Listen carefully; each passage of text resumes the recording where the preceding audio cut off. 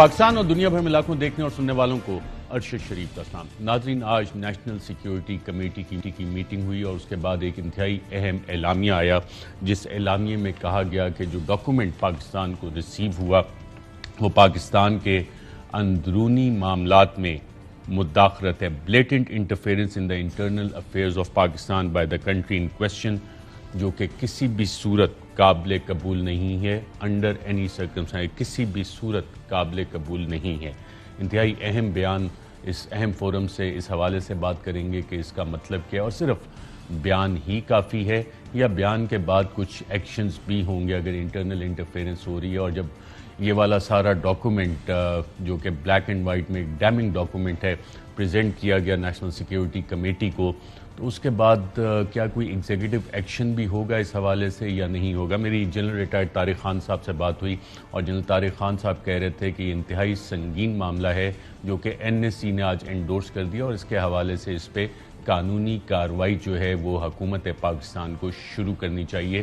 یہ کوئی چھوٹا معاملہ نہیں ہے، انتہائی سیریس معاملہ ہے۔ اس حوالے سے تھوڑی سی بات کریں گے تفصیل کے ساتھ۔ آفیشل سیکرٹ ایکٹ کا ذکر ہوتا رہا۔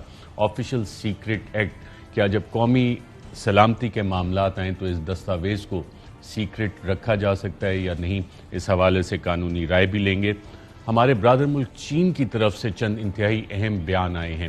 وزیر خارجہ شاہ محمود قریشی کی وہاں پہ Russian foreign minister, Chinese foreign minister اور دیگر وزراء خارجہ سے ملاقات ہوئی، لیکن جو اہم بیانات ان ملاقاتوں کے بعد آئے ہیں وہ پاکستان کے ساتھ جو چین کی دوستی ہے اس کو مزید مضبوط کرتے ہیں، اور ان بیانات میں نئی سر جنگ کا بھی ذکر کیا گیا ہے، اور بڑا واضح اشارہ ہے کہ چین پاکستان کے ساتھ ہر صورت میں کھڑا ہوگا، اور جو نئی سر جنگ ہے جس میں چھوٹے ممالک کو پہلے کسی بلاک کا حصہ بنایا جاتا تھا، جس طرح پاکستان میں کوشش ہو رہی ہے، اور اسی ڈاکومنٹ کے تناظر میں تو یہ بیان انتہائی اہمیت کا حامل ہے۔ اس حوالے سے ہی بات کریں گے۔ اور سب سے اہم، وزیر اعظم پاکستان کا آج قوم سے خطاب۔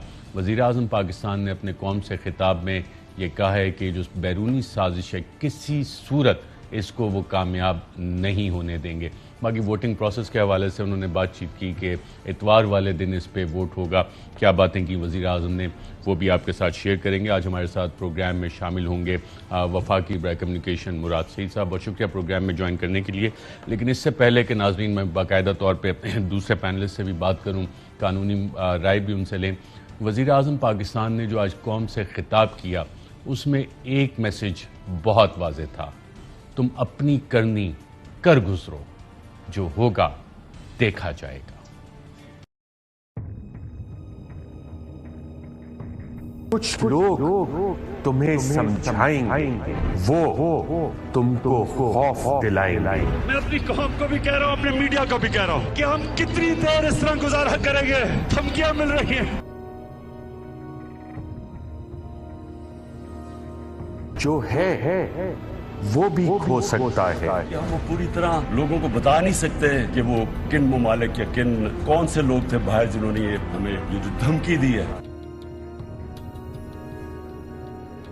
اس راہ میں رازن ہے، کچھ اور یہاں ہو سکتا ہے۔ عمران خان صاحب کی زندگی کو بھی بہت خطرہ ہے، مجھے نہیں پتا وہ حصہ کو بڑھایا نہیں بڑھایا، کانسیکوینسز والا، ٹھیک ہے، دیٹ از لائف تھریٹ۔ اور تم جس لمحے میں زندہ ہو، یہ لمحہ تم سے زندہ ہے، یہ وقت نہیں پھر آئے گا۔ یہ جو آج قاتل اور مقتول اکٹھے ہو گئے ہیں، ان کو جنہوں نے اکٹھا کیا ان کا بھی ہمیں پتا ہے۔ آج وہ ذوالفقار علی بھٹو والا ٹائم نہیں، وقت بدل چکا ہے۔ تم اپنی کرنی کر گزرو، جو ہوگا دیکھا جائے گا۔ لکھ کے ہمیں دھمکی دی گئی ہے، لیکن ہم ملکی مفاد پر کوئی سمجھوتا نہیں کریں گے۔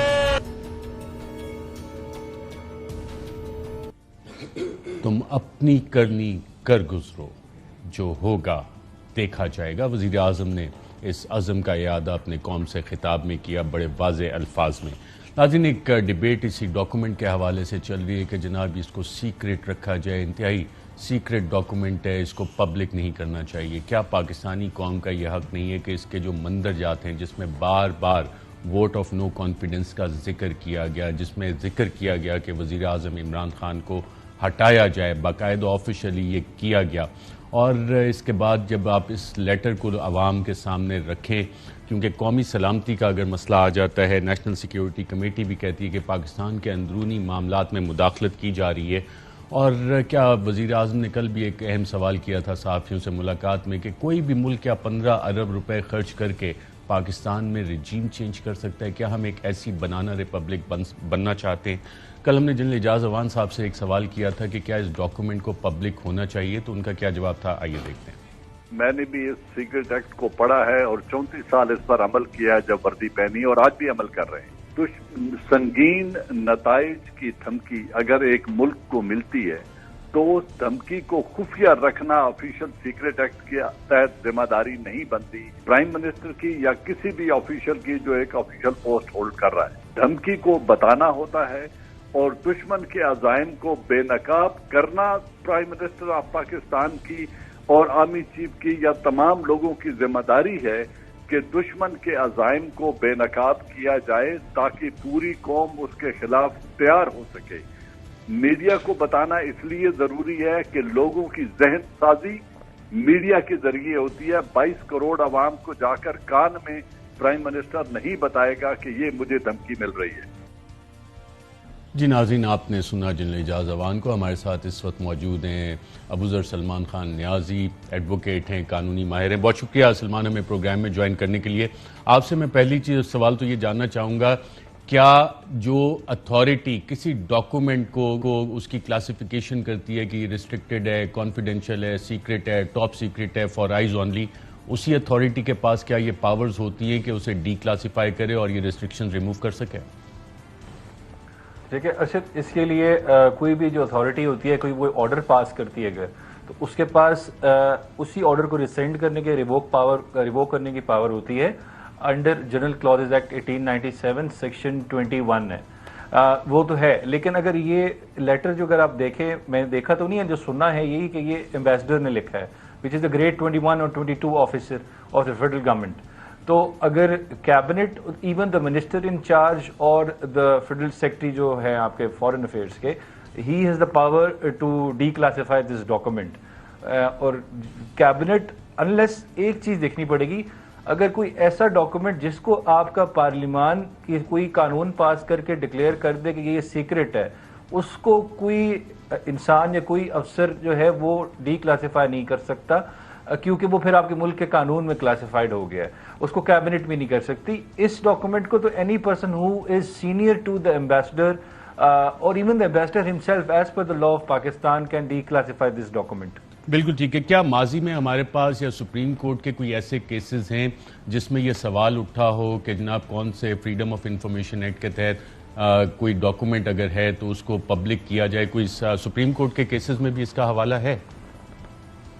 جی ارشد صاحب، یہ آپ کو یاد ہوگا 2012 کا میمو کیس حسین حقانی صاحب والا اور منصور اعجاز صاحب والا، اس میں جب حکومت وقت نے اور ساتھ حقانی صاحب نے پریویلیج کلیم کی تھی سپریم کورٹ کے سامنے کہ یہ ڈاکومنٹ کیونکہ it's relates to foreign affairs تو اس پہ ہم پریویلیج کلیم کریں، لیکن سپریم کورٹ نے کہا تھا کہ آپ نے اس میں میئر کرنا ہے دا پبلک انٹرسٹ اور آپ کی پریویلیج۔ اگر پبلک انٹرسٹ آؤٹ وے کرے گا تو ہم اس ڈاکومنٹ کو ڈسکلوز کر سکتے ہیں، اور یہی سپریم کورٹ نے ہولڈ کیا تھا۔ اور ہمیشہ اگر آرٹیکل 19A پڑھیں آپ ہمارے کانسٹیٹیوشن کا، جو رائٹ ٹو انفارمیشن گارنٹی کرتا ہے آپ کا، وہ بھی یہی کہتا ہے کہ آپ صرف اس کو کسی قانون کے تحت ہی ریگولیٹ کر سکتے ہیں یا ریسٹرکٹ کر سکتے ہیں، اور اگر کرنا بھی ہے تو وہ تب کریں جب پبلک انٹرسٹ میں ہوگا۔ بالکل ٹھیک ہے۔ کیا آپ کے بطور قانونی ماہر آپ کی رائے میں اس میں پبلک انٹرسٹ ہے، اسے عوام کے سامنے رکھنا چاہیے؟ جی بالکل، اگر آپ سپریم کورٹ کی ججمنٹ پڑھ لیں حقانی صاحب والے کیس کی، اور ویسے بھی اگر آپ کا آئین پڑھیں آپ اور اپنے ملک کا قانون پڑھیں، تو میرے خیال سے the people of the public have the right کہ ان کو جاننا چاہیے کہ آپ کے ملک کے ساتھ کیا ہو رہا ہے، اس کو آپ کو ڈسکلوز کرنے کی ضرورت ہے۔ رائٹ، آج نیشنل سیکیورٹی کمیٹی کا جو اعلامیہ آیا ہے، جو نیشنل سیکیورٹی کمیٹی کا اعلامیہ ہے، اس میں بڑا واضح لکھا ہے the committee concluded that the communication amounted to blatant interference in the internal affairs of Pakistan by the country in question۔ کیا یہ پاکستانی قوم کا حق نہیں ہے کہ یہ تمام حقائق پاکستانی قوم کے سامنے رکھے جائیں؟ آپ اس میں سمجھتے ہیں پبلک انٹرسٹ انوالو ہوتا ہے؟ جی بالکل، میں وہی کہہ رہا ہوں کہ آپ کا آئین بھی اس چیز کو الاؤ کرتا ہے کہ لوگوں کا رائٹ ہے، 22 کروڑ عوام کا رائٹ ہے کہ وہ جانے کہ ان کے ملک کو کیا کوئی خطرہ ہے کہ نہیں ہے، ان کا بالکل پورا فنڈامنٹل رائٹ ہے. اور ساتھ ساتھ دیکھیں فریڈم آف انفارمیشن جو ایکٹ ہے اس میں بھی بالکل یہی لکھا ہوا ہے کہ آپ بالکل کچھ انفارمیشن جو ہے وہ آپ کنسیل کر سکتے ہیں. زیادہ تر جو انفارمیشن ہے وہ گورنمنٹ کی بھی ڈیوٹی ہے، لوگوں کا رائٹ ہے کہ اس کو پتہ ہے پریویلیج کلیم کرنی ہے، بڑے لمیٹڈ سرکمسٹانسز میں آپ نے پریویلیج کلیم کرنی ہے، اس کے علاوہ آپ نہیں کر سکتے. بہت شکریہ سلمان نیازی میں جوائن کر رہے تھے. منسٹر صاحب، وفاقی کابینہ یہ تو فیڈرل فارن سیکرٹری کر سکتے ہیں، ایمبیسڈر خود ڈی کلاسیفائی کر سکتے ہیں، وفاقی کابینہ اس کو ڈی کلاسیفائی کیوں نہیں کر دیتی؟ بسم اللہ الرحمن الرحیم. ارشد بھائی آپ سے اجازت لے کے میں پہلے ذرا تھوڑا سا، کیونکہ جو 2-3 دنوں میں جو کچھ ہوا وفاقی کابینہ کو جب بریفنگ دی جا رہی تھی اور جب ہم سن رہے تھے، میں آپ کو صرف وہ فیلنگز بتاتا ہوں بحیثیت پاکستانی، اور میں اپنی قوم سے سوال کرتا ہوں کہ جو زیادہ چیزیں تو نہیں بتائی جا سکتی، لیکن جتنا آپ بھی رپورٹ کر رہے ہیں، جتنے پرائم منسٹر صاحب نے کہا کہ عدم اعتماد سے پہلے ایک دن پہلے جب انہوں نے جمع بھی نہیں کیا تھا، 7 مارچ کو ایک مراسلہ جو دھمکی امیز مراسلہ ہے وہ آتا ہے، اور 8 مارچ کو یہ عدم اعتماد جمع کر دیتے ہیں. ذرا ایک ٹائمنگ دیکھ لیجئے کہ ان کو پہلے سے کیسے پتا کہ عدم اعتماد آ رہا ہے جب کسی کو نہیں پتا. نمبر 2 کہ اس میں یہ کہا گیا ہے کہ اگر عمران خان کے خلاف عدم اعتماد ناکام ہوئی تو سنگین نتائج کی دھمکیاں دی گئی، اور اگر یہ کامیاب ہوتی ہے، عمران خان کو ہٹا دیا جاتا ہے تو معافی ہو سکتی ہے. اب ذرا آپ ارشد بھائی یہ دیکھیے، بحیثیت پاکستانی آپ کی کیا فیلنگز ہوگی اور آپ کیا سوچ رہے ہوں گے کہ کیا ہم کسی کے غلام ہیں کہ ایک ملک ہمارے اندرونی معاملات میں اس حد تک انٹرفیرنس کر رہا ہے. اور جس طرح پیسوں کی بات ہو رہی ہے کہ 15-20 ارب روپے لگا کے کوئی بھی پاکستان کی حکومت جو ہے وہ تبدیل کر سکتے ہیں. کل کو کوئی 50 ارب روپے دے کے پاکستان کو بیچ بھی دے گا. مطلب یہ ایک پورے، آپ ذرا سوچیں نا کہ آپ کو کابینہ میں اس چیز کی وہ بریفنگ دی جا رہی ہے، آپ بحیثیت پاکستانی کیا سوچیں گے؟ دوسری سوچ کیا آ رہی تھی کہ ایک وزیراعظم عمران خان جس نے پاکستان کی خود مختاری، خودداری اور قومی غیرت کی بات کی، یہ پاکستان کی آزاد خارجہ پالیسی کے لیے اور ہمارے قومی غیرت کے لیے دنیا کا کتنا دباؤ برداشت کر رہے ہیں. ایک اکیلا لیڈر، حالانکہ یہ سارے تو ماضی میں لڑ چکے تھے، اور اسی کو آگے لے جاتے ہوئے میں آپ کو یہ اپوزیشن کے چند بیانات ہیں وہ آپ کے سامنے رکھتا ہوں. پہلا بیان میں آپ کے سامنے رکھتا ہوں یہ ڈرون حملوں کے حوالے سے کہ کیا ضرورت تھی. آپ نے کہا کہ اگر ڈرون نظر آ جائے تو آپ کے ایئر فورس کو میں حکم دیتا ہوں کہ اس کو گرا دے. عمران خان کی حکومت میں ایک ڈرون حملہ پاکستان کے اوپر نہیں ہوا. 400 ڈرون حملے ہوئے تھے ماضی کے جو حکمران تھے ان کے دور میں. اب 400 ڈرون حملوں کے حوالے سے ارشد بھائی میں چند چیز آپ کے سامنے رکھتا ہوں. ہمارا حیات آباد میں ڈرون حملوں کے خلاف ایک دھرنا تھا، پرائم منسٹر عمران خان جب اپوزیشن میں تھے.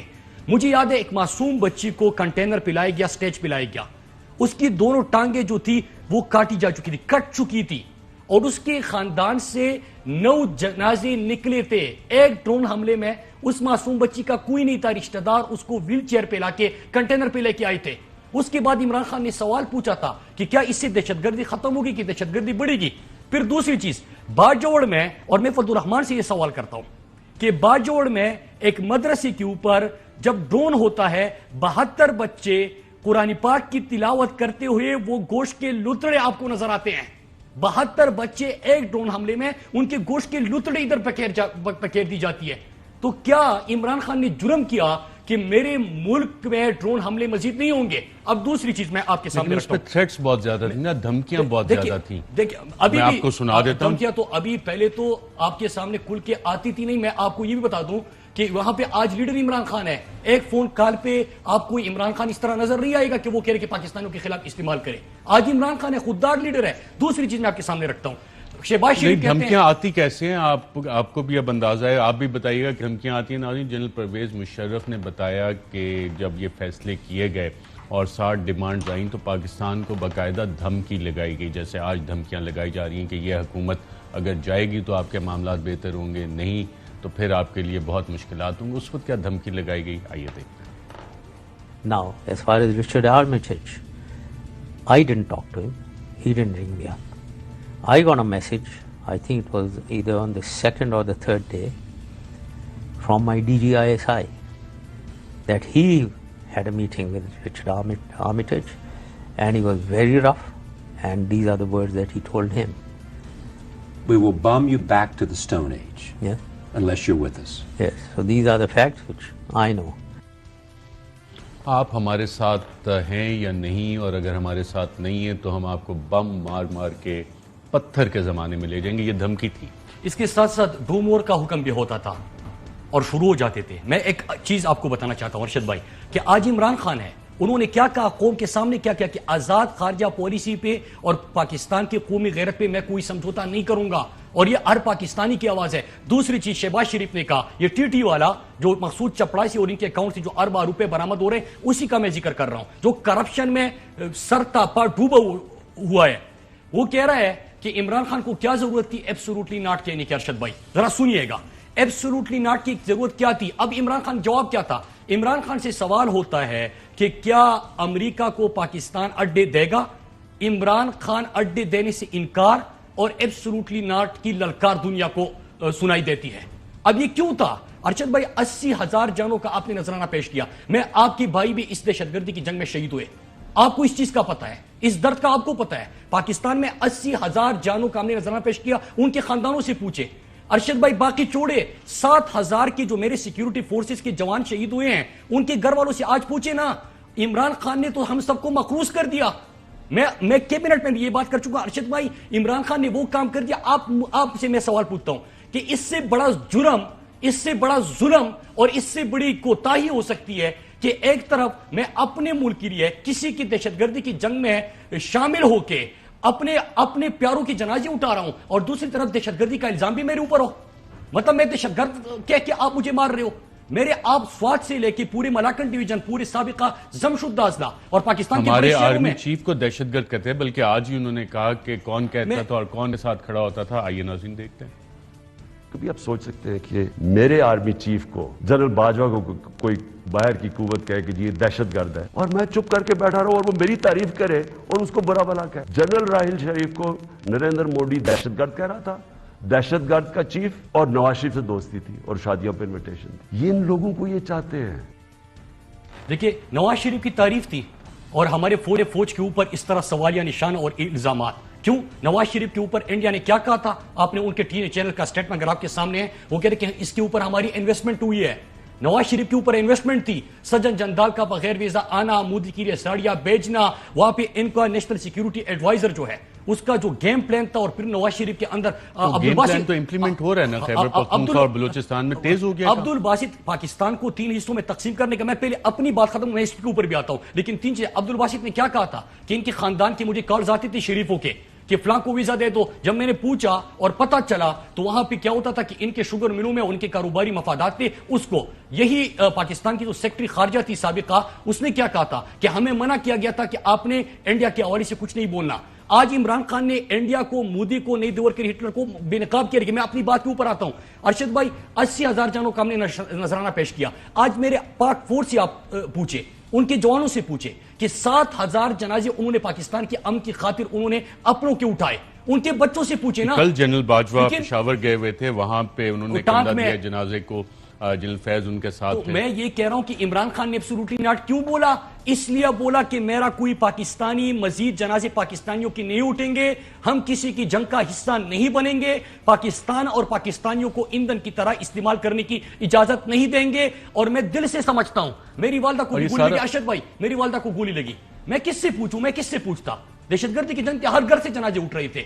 تو میں ہماری سب سے، آپ کو پتہ ہے ہمارے معاشرے میں سب سے بڑا دکھ اور غصہ کس چیز کا ہوتا ہے؟ کہ جب آپ بدلہ نہیں لے سکو، آپ کسی سے بدلہ، آپ کا جو مجرم ہے آپ اس سے بدلہ نہیں لے سکو. تو آپ مجھے بتائے عمران خان نے ایبسولوٹلی ناٹ کیا بولا؟ میرا جواب دیا، 80,000 خاندانوں کا جواب دیا، ان سیکیورٹی فورسز کے جو 7,000 جوان شہید ہوئے ان کا جواب دیا کہ مزید پاکستان کسی کی جنگ کا ایندھن نہیں بنے گا، مزید پاکستان میں یہ تماشا نہیں چلے گا. اور تیسری بات ارشد بھائی، وہ کہتے ہیں کہ یورپین یونین سے آپ نے کیوں سوال کیا؟ مزدور رحمان کہتا ہے مدرسے میں بچے مر رہے ہیں، ڈرون اٹیکس ہو رہے ہیں، اس کے اوپر کوئی کچھ نہیں بولا.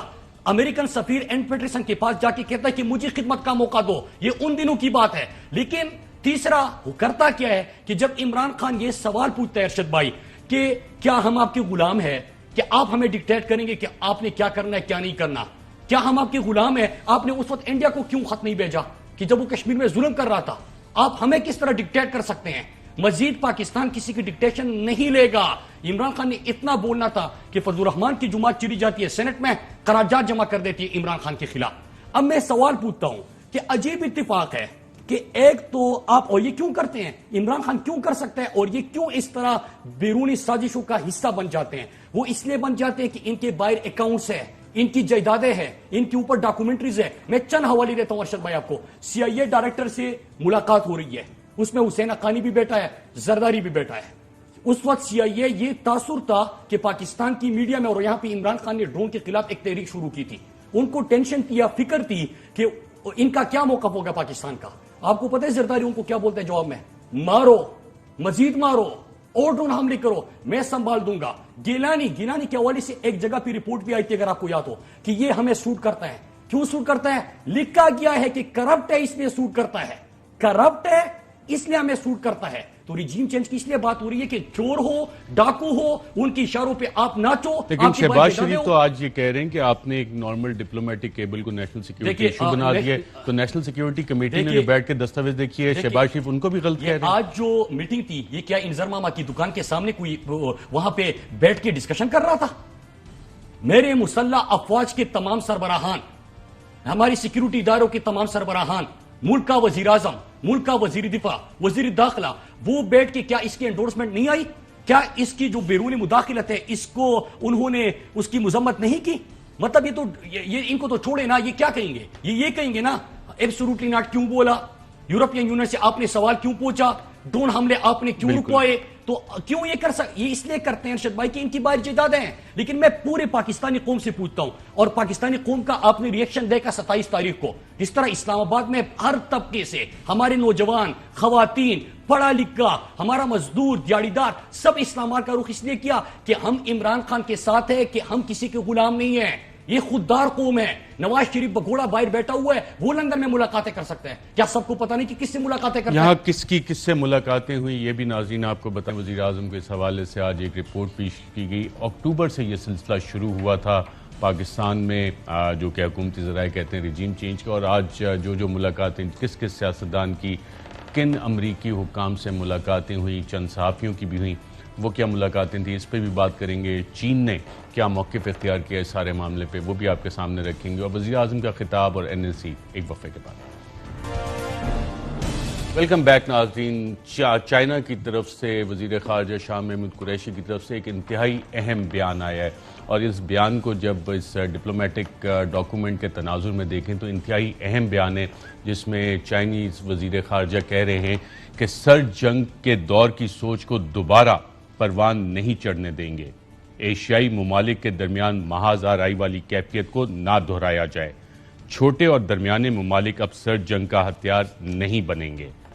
گریٹ پاور گیم میں چھوٹے ممالک نشانہ بھی نہیں بنیں گے.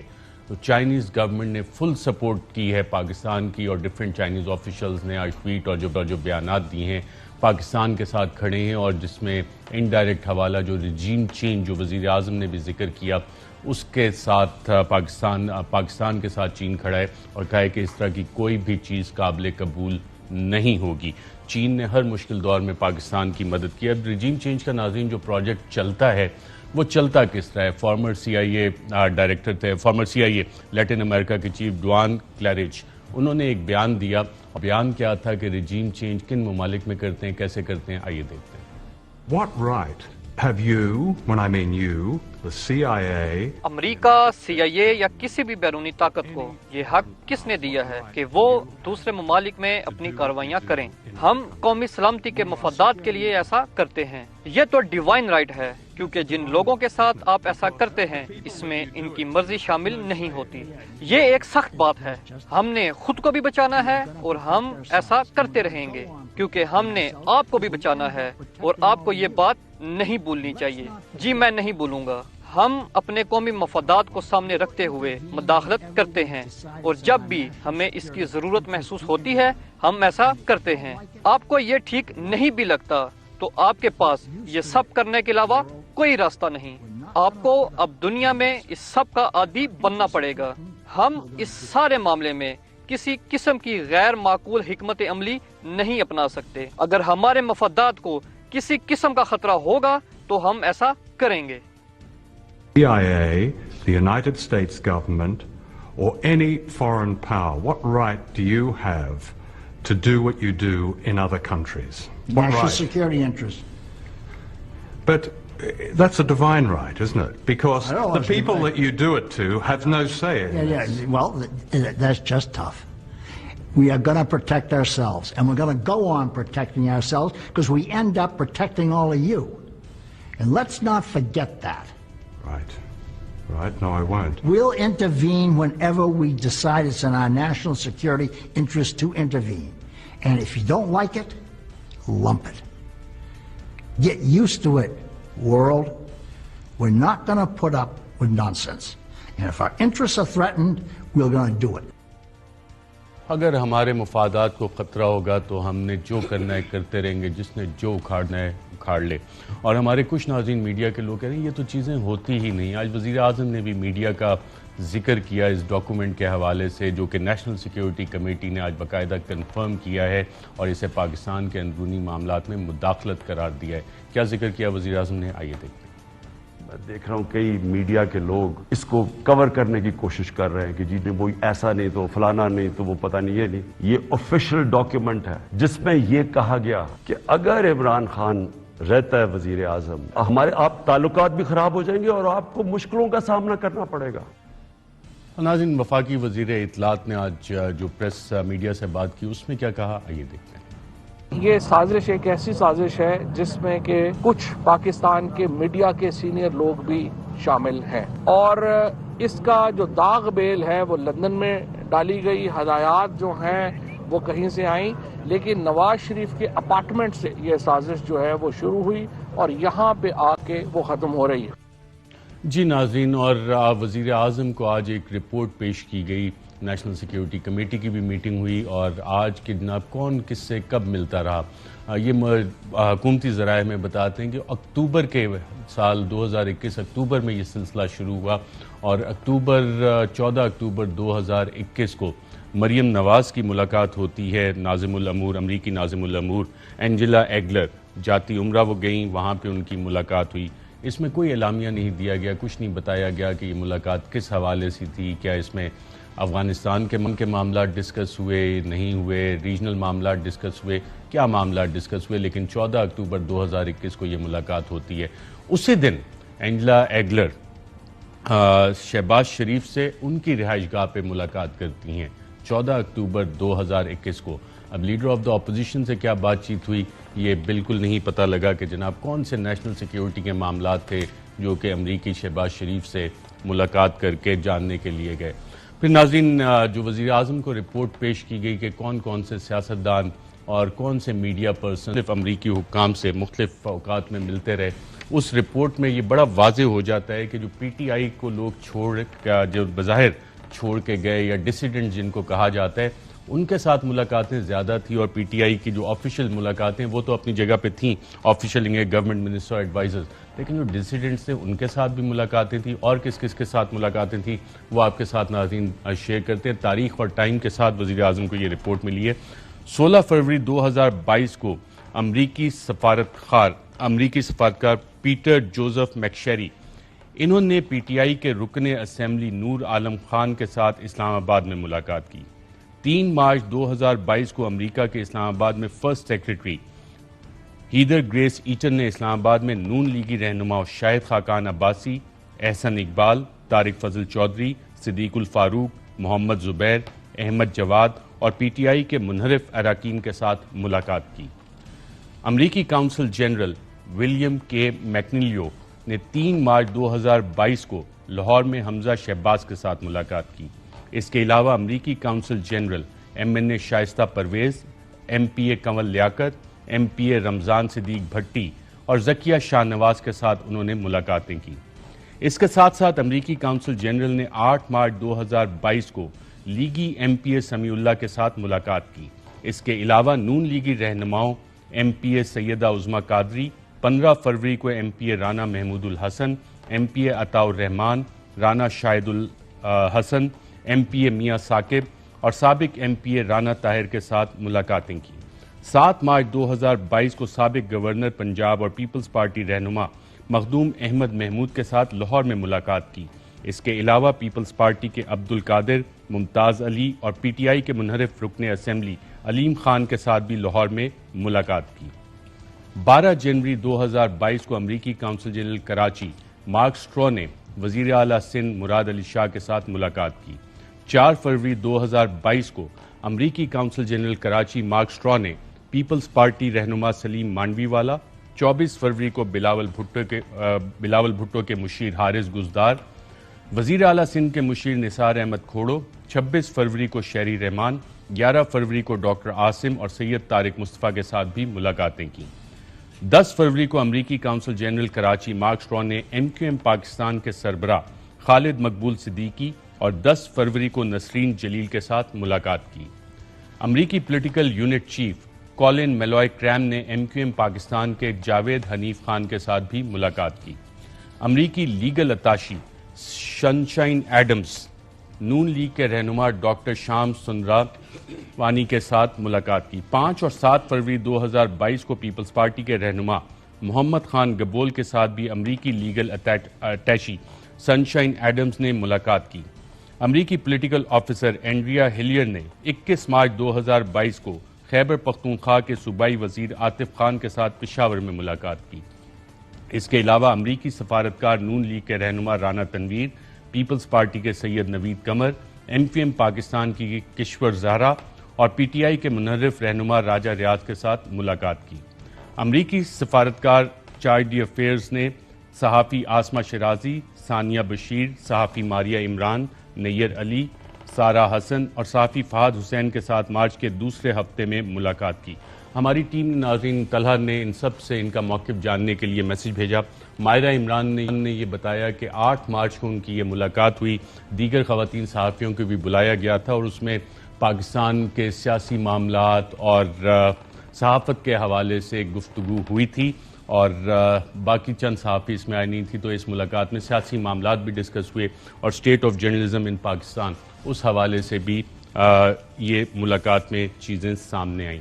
سوال ناظرین یہاں پہ بڑا واضح ہے کہ یہ ملاقاتوں کا کانٹینٹ جو بھی ہو، لیکن یہ والی ملاقاتوں کا ایک تسلسل ہے اور جو چیزیں ہمیں اس ڈاکومنٹ کے حوالے سے بتائی گئیں اس تناظر میں یہ تمام ملاقاتیں اہم حیثیت رکھتی ہیں۔ وقفہ لیتے ہیں، وقفے کے بعد دوبارہ خدمت میں حاضر ہوتے ہیں۔ ویلکم بیک ناظرین۔ صحافی نیر علی انہوں نے بھی طلحہ کو رپلائی کیا اور انہوں نے کہا جی بالکل میں اینجلا ایگلر سے کچھ دن پہلے ملی تھی اور یہ ملاقات وومن منتھ کے حوالے سے تھی، اس میں کوئی سیاسی معاملات ڈسکس نہیں ہوئے تھے۔ ناظرین جو آج کا بڑا سوال ہے جو وزیر اعظم کے خطاب کے بعد بھی آیا کہ 1947 میں ہم نے برطانوی سامراج سے آزادی حاصل کی تھی، کیا آج ہم امریکہ کے غلام ہیں اور اتوار والے دن کیا یہ ملک یہ فیصلہ کرے گا کہ ہم نے غلامی کی زنجیریں پہننی ہیں؟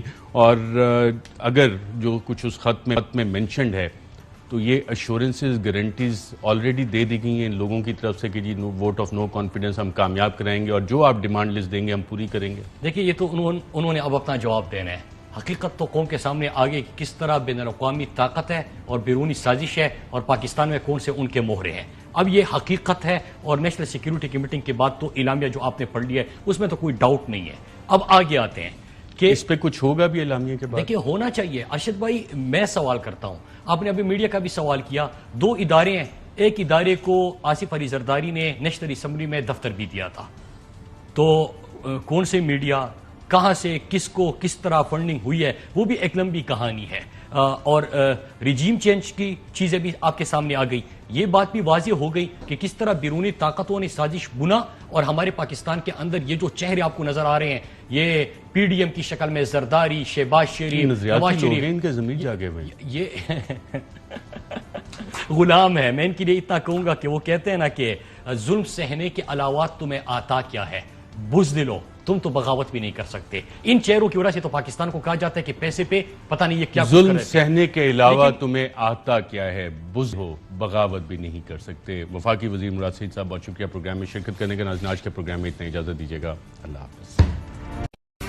अहम तरीन खबरें अब एक क्लिक की दूरी पर, आपके पसंदीदा टॉक शोज हों या अहम मुल्की या गैर मुल्की शख्सियात की न्यूज कॉन्फ्रेंसेस, हर लम्हा बाखबर रहने के लिए सब्सक्राइब करें हमारा YouTube चैनल। मौसम की सूरत हाल हो या खेल के मैदान से खबरें, अपने मोबाइल फोन से मुल्की और बैनुल अक़वामी अहम खबरों तक रसाई के लिए डाउनलोड कीजिए मोबाइल ऐप। बावसूख ज़राए से मुसद्दिका खबरों, तज्ज़ियों और तबसरों से मुस्तफीद होने के लिए विजिट कीजिए पाकिस्तान की सबसे बड़ी न्यूज वेबसाइट www.arYnews.tv। इन सब के अलावा पाकिस्तान का सबसे बड़ा फेसबुक पेज हो, सबसे बड़ा न्यूज इंस्टाग्राम अकाउंट या फिर ट्विटर, ARY न्यूज पहुंचा रहा है खबरें सबसे पहले आप तक, ताकि आप रहें हर लम्हा बाखबर।